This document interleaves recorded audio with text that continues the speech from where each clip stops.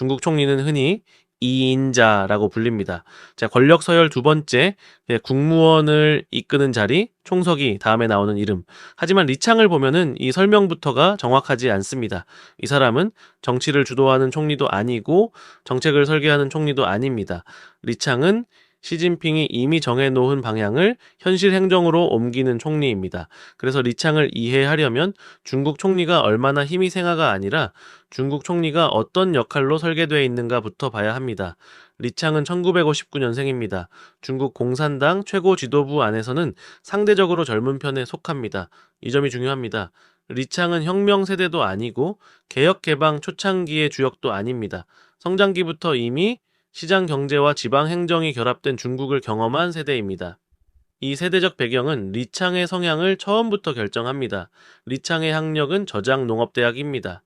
현재는 저장대학교에 통합됐지만 당시에는 농업과 현장 기술 중심의 지방대학이었습니다. 전공은 농업기계화 계열입니다. 정치학도 아니고 이념 이론도 아닙니다. 이 지점이 중요합니다.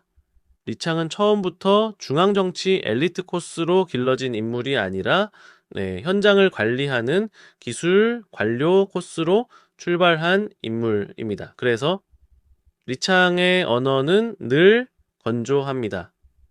이념을 말하지 않고 방향을 설파하지 않습니다. 대신 이게 실제로 돌아가느냐, 현장에서 멈추지 않느냐를 먼저 봅니다.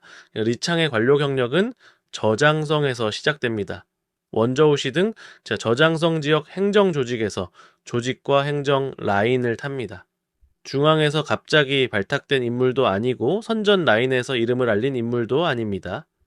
지방에서 조용히 행정 실무를 쌓아 올린 관료입니다. 여기서 리창 인생의 가장 중요한 연결고리가 생깁니다. 리창은 시진핑이 저장성 당서기로 재직하던 시절 저장성 당서기 비서로 직접 함께 일했습니다. 이건 단순한 수행비서가 아닙니다.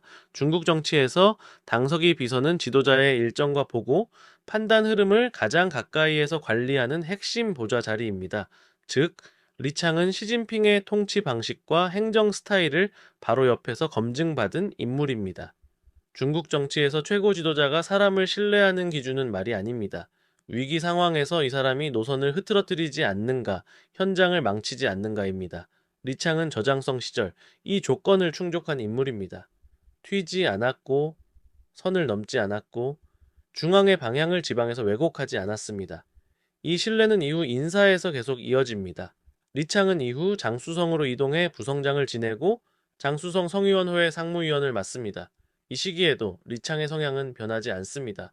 정책을 앞세우기보다 행정 충돌을 줄이고 중앙 지시가 현장에서 막히지 않게 만드는 역할을 맡습니다. 그리고 리창은 상하이시 당서기로 이동합니다. 상하이는 중국에서 가장 중요한 도시 중 하나입니다.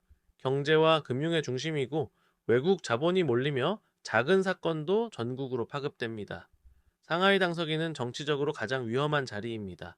문제가 생기면 바로 중앙 책임으로 이어집니다. 리창은 이 자리를 정치적으로 돋보이게 운영하지 않았습니다. 대신 중앙의 요구를 현장에서 감당하는 역할을 맡았습니다. 비판도 있었고 불만도 쌓였습니다. 하지만 중앙이 본 건 다른 지점이었습니다. 상하이는 멈추지 않았습니다. 중앙 입장에서 이건 가장 중요한 평가 기준입니다. 그래서 리창이 총리가 된 것은 정책 능력에 대한 보상이라기보다는 신뢰의 연장에 가깝습니다. 리창은 2022년 정치국 상무위원으로 중앙에 진입합니다. 그리고 2023년 3월 국무원 총리에 취임합니다. 중국 행정부의 최고 책임자 자리입니다. 여기서 많은 사람들이 이렇게 묻습니다. 그럼 리창은 힘이 없는 총리인가? 이 질문은 중국 정치 구조를 놓친 질문입니다. 중국 총리는 권력을 휘두르라고 있는 자리가 아닙니다. 이미 정해진 방향을 국무원이라는 거대한 행정기계로 사고 없이 집행하는 자리입니다. 리창은 그 역할에 가장 적합한 인물입니다. 결정을 바꾸지 않고 결정을 현실로 옮깁니다. 그래서 리창은 차기 총서기 후보도 아니고 권력 투쟁의 주인공도 아닙니다. 하지만 지금 중국 체제에서는 바로 이런 총리가 필요합니다. 시진핑이 모든 방향을 쥐고 있는 상황에서 총리는 앞에 나서면 안 됩니다. 대신 체제가 삐걱거리지 않게 받쳐주어야 합니다. 리창은 그 역할을 맡고 있습니다. 리창을 보면 중국 정치의 또 다른 얼굴이 보입니다. 중국 권력에서 끝까지 올라오는 사람은 가장 말을 잘하는 사람이 아니라 가장 사고를 적게 만드는 사람입니다. 리창은 그 전형적인 사례입니다. 그래서 리창을 약한 총리라고 부르는 순간 중국 정치의 작동 방식을 놓치게 됩니다. 리창은 약해서 그 자리에 있는 게 아니라 지금 중국이 그런 총리를 필요로 하기 때문에 그 자리에 있습니다.